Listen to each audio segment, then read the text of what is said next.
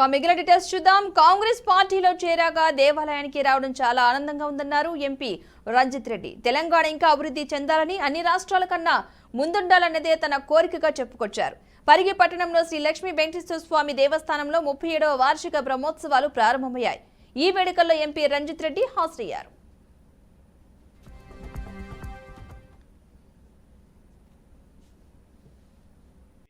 తర్వాత మొదటిసారిగా చేవెళ్ళ పార్లమెంట్ కాన్స్టిట్యున్సీకి రావడము, అందులో పరిగికి రావడము, ఇక్కడ వెంకటేశ్వర స్వామి 37వ వార్షిక బ్రహ్మోత్సవాలకు అటెండ్ అవ్వడం చాలా నా జన్మలో ఇది మంచి ఘటన.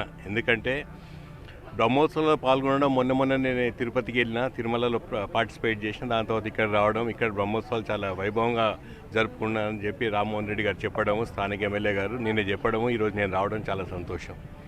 ఆ దేవదేవుడు అనుగ్రహంతో నిజంగా తెలంగాణ రాష్ట్రం సస్యశ్యామలంగా ఉండాలని అప్పటికెళ్ళి ఇప్పటివరకు ఎప్పుడు అందరూ కోరుకుంటున్నారు. కాబట్టి అదేవిధంగా ఈ కొనసాగింపుగా ఇంకా చాలా బాగుండాలి, అన్ని రాష్ట్రాల కంటే మన రాష్ట్రం ముందంజ ఉండాలని చెప్పి ఆ దేవదేవుని కోరుకుందాం అందరం.